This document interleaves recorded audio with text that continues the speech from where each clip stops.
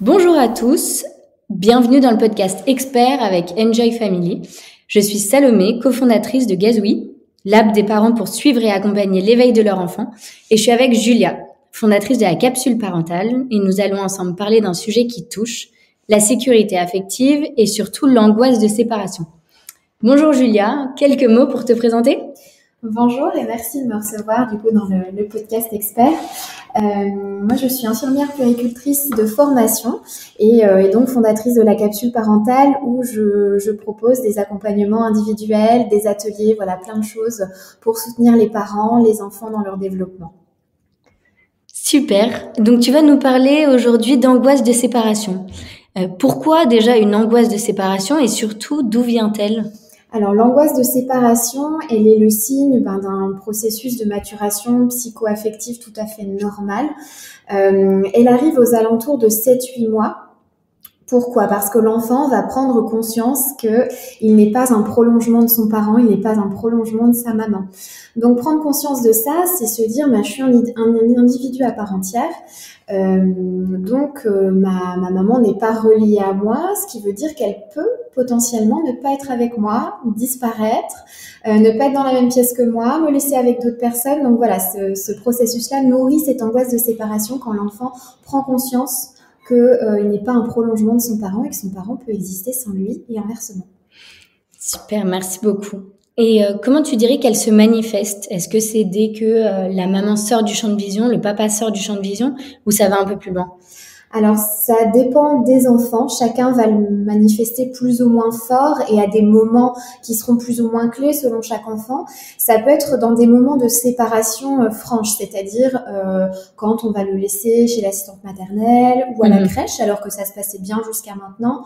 Là, la séparation est plus marquée. Il peut y avoir des pleurs, des petites angoisses qui se manifestent. Au moment du sommeil aussi, puisque le sommeil reste une séparation, donc peut-être que le sommeil peut être un peu perturbé, des réveils la nuit qu'il n'y avait pas, un endormissement un peu plus long. Ça peut être aussi effectivement, dès que maman disparaît du champ de vision, on connaît tous la petite histoire de je ne peux plus aller aux toilettes sans mon enfant, je ne peux plus fermer la porte. Donc oui, ça arrive, ça peut arriver à ce moment-là. Et un enfant qui peut être beaucoup plus en demande d'attention, donc de la sursollicitation pour avoir du contact physique, pour avoir un regard, on a l'impression qu'il n'y en a jamais assez, ça suffit jamais et voilà, qui sont très très en demande. Puis j'imagine en fait que c'est hyper lié à l'âge de l'enfant, selon ses besoins affectifs. Ça va pas être la même chose à 8 qu'à 2 ans, à 8 mois. Non, effectivement, les besoins affectifs de l'enfant évoluent selon son âge. On va passer des besoins très primaires chez le nouveau-né, donc médicalement parlant, en pédiatrie, on parle du nouveau-né jusqu'à 28 jours.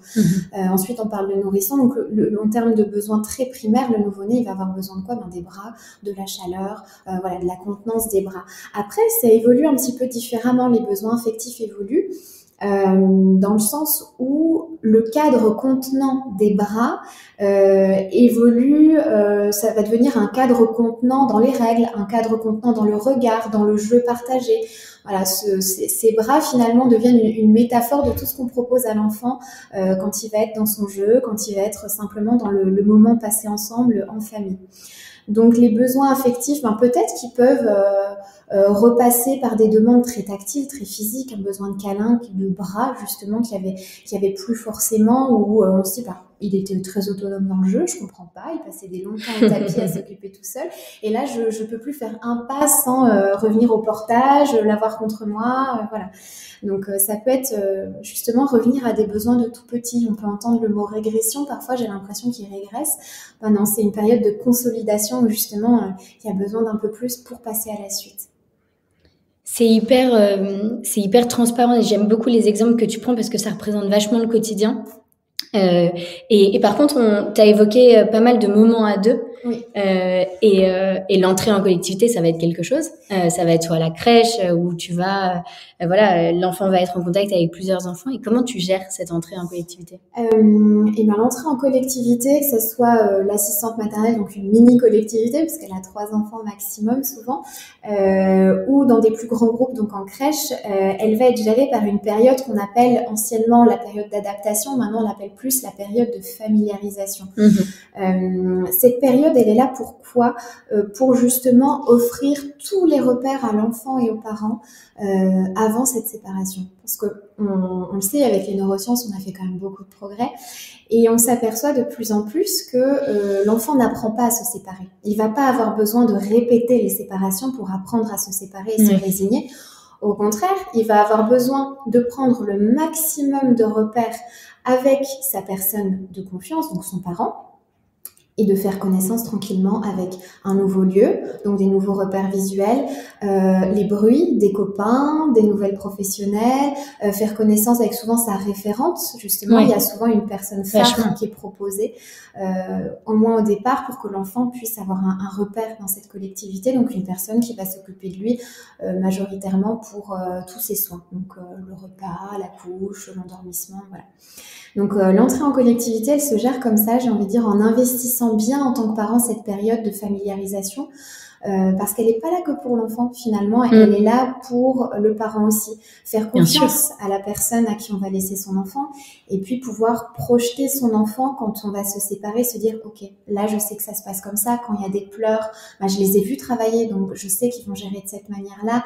On peut projeter son enfant dans sa vie à la crèche sans soi. Donc c'est rassurant aussi pour l'enfant de sentir que le parent est à l'aise dans son lieu de vie. Bien sûr, et qu'il l'accompagne dans ça, qu'il lui en parle vachement. J'imagine qu'il faut vachement préparer l'enfant, lui parler, lui expliquer ce qui se passe quand il rentre à la crèche, etc.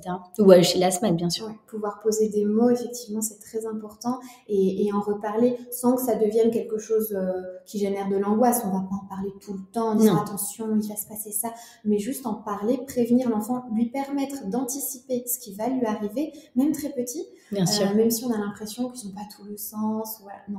Pouvoir lui permettre d'anticiper, et puis soi avoir posé les mots en tant que parent, c'est important aussi. Bah pour soi, pour être prêt, quoi. Oui. Génial. Alors, du coup, on parle un peu de ces moments clés qu'on va attendre, qu'on va appréhender. Est-ce que tu as des conseils, ou est-ce que c'est possible d'anticiper cette angoisse et s'y préparer? Aussi bien en tant que parent que préparer l'enfant, que préparer les proches qui vont peut-être aller les chercher, etc. Pour pouvoir l'anticiper, s'y préparer, je pense que l'essentiel, c'est déjà de savoir que ça existe.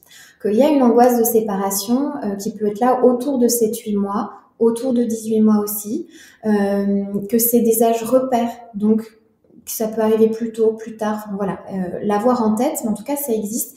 Et au-delà de l'âge, se fixer sur les signes. Qu'est-ce que me montre mon enfant qui peut me faire penser à ça, parce qu'on se trouve avec une modification du comportement de son enfant et on se dit mais qu'est-ce qui se passe? Si déjà on a ça dans un coin de sa tête en se disant ok, ça se rapproche de ça peut être une angoisse de séparation, bah, c'est un petit soulagement parce qu'on a un début d'explication. Comment ça fonctionne? On dit que pour se détacher, l'enfant, il a besoin de s'attacher. Et justement, là, il va avoir besoin, son réservoir affectif, pour s'attacher, il se remplisse encore plus, et c'est une période où, malheureusement, le réservoir affectif, il peut se vider plus vite que d'habitude. Donc, on sait que ça va être un moment qui va demander plus aux parents. Okay. Si on l'a en tête, si on se dit en tant que parent, ok, là il est dans cette période-là, je sais que ça va me demander plus d'attention, ça va me demander plus de réponse à ses besoins. Il va falloir que je renforce finalement ma présence, le rassurer encore plus pour pouvoir lui permettre de se redétacher sereinement. C'est pour ça que je parle de consolidation. Parce que là, on revient à une angoisse. On ne parle pas de caprice, on ne parle pas d'exigence, d'enfant tyran. Non, on est loin de tout ça. On parle d'une angoisse de séparation. Et plus vite on veut revenir au fonctionnement d'avant, et plus vite on doit rassurer justement pour passer cette période sereinement. Pour pouvoir en parler aux proches, on va se dire, mais je sais pas, là par exemple à Noël on se retrouve et dès qu'on le met dans les bras des grands-parents, des tantes, alors que je connais très bien, c'est des pleurs, donc c'est très vexant pour la personne en face. Donc pouvoir l'expliquer en disant voilà ce qu'il vit en ce moment avec des mots simples, en disant il y a une angoisse de séparation, il commence à prendre conscience que on n'est pas tout le temps là, il y a des chamboulements, donc c'est normal, il avance et c'est très positif, sa maturation cérébrale, son développement psycho-affectif se fait bien, c'est très rassurant, mais pouvoir l'expliquer avec des petits mots comme ça en disant mais c'est pas contre toi en fait, c'est pas qu'il a pas envie de te voir, c'est juste qu'en ce moment c'est comme ça, c'est ce qu'il vit, et on essaye d'y répondre au mieux en ne forçant pas justement et juste en essayant de rassurer les proches et en essayant pour eux aussi que ce soit moins vexant. Voilà. Ouais, qu'ils le détachent de pas, c'est pas prendre personnellement. Non, exactement.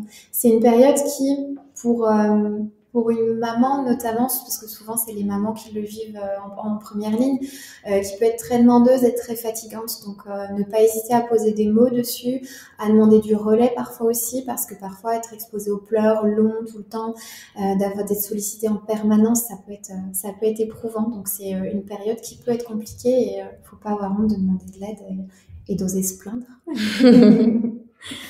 Super. Et j'ai une petite question parce que donc on parle du 8 mois, tu parlais des repères un peu 8 mois, 18 mois. Est-ce que c'est possible que ça n'existe pas, cette angoisse de séparation, que le bébé ne passe pas par cette phase-là? Il y a des enfants chez qui ça va être très discret. On va pas forcément le noter parce que c'est en pleine période de poussée dentaire, ou alors il y aura une grosse gastro et on va l'attribuer plutôt à ça. Cette modification du comportement va être attribuée à autre chose, une pathologie, quelque chose de physiologique. Il y a certains enfants chez qui c'est plus discret, de là à dire que c'est pas quelque chose qu'il vit. Ouais. J'irai pas jusque là, mais en tout cas c'est plus ou moins exacerbé selon l'enfant. Et parents, déculpabilisez-vous parce que une angoisse de séparation, il l'exprime auprès de vous parce qu'il a confiance en vous et parce que justement vous lui avez donné toutes les clés et toute l'assurance nécessaire pour l'exprimer, pour qu'il se sente légitime de l'exprimer. Donc ça ne veut pas dire que vous avez mal fait les choses, et si au contraire c'est discret, vous n'avez pas mal fait les choses non plus, c'est que il a suffisamment de maturité affective déjà. Il y a des enfants qui vont plus vite que d'autres en termes de développement moteur, en termes de développement psycho-affectif aussi, c'est très dépendant de chaque enfant. C'est ultra clair et je pousse vraiment sur ce côté déculpabilisant de dire faites-vous confiance et vous êtes là, vous êtes présent pour votre enfant. Est-ce que en parlant de déculpabilisation ou même d'accompagnement dans cette période-là, est-ce que tu as des livres à conseiller aux parents qui traitent de cette période, qui vont les accompagner, donner des conseils, expliquer? Oui, alors un livre que j'aime beaucoup, c'est un livre du docteur Anne Reynaud, qui est directrice des Instituts de la parentalité à Paris et Bordeaux, qui s'appelle « Enfants sécurisés, enfants heureux ». J'aime beaucoup ce livre parce que d'une part il reprend toute la théorie de l'attachement qui est expliquée par le docteur Anne Reynaud, donc justement cette histoire de réservoir affectif qui se remplit, qui se vide à différents moments de la vie, et puis je l'aime beaucoup aussi parce qu'il y a des situations très concrètes. Elle part de la clinique de parents qu'elle a reçue en consultation et on peut s'identifier à travers différentes situations justement à ce que ces parents-là vivent, avec des conseils très concrets finalement, l'appliquer dans son quotidien aussi. Et c'est ce qui permet de s'imaginer plus et de se projeter en fait. Exactement, et de s'en saisir plus facilement. Du coup, c'est beaucoup plus parlant avec des exemples concrets du quotidien. Bah, comme tu as fait en fait dans le podcast. J'essaye. Merci beaucoup Julia et à bientôt sur Enjoy Family. Merci.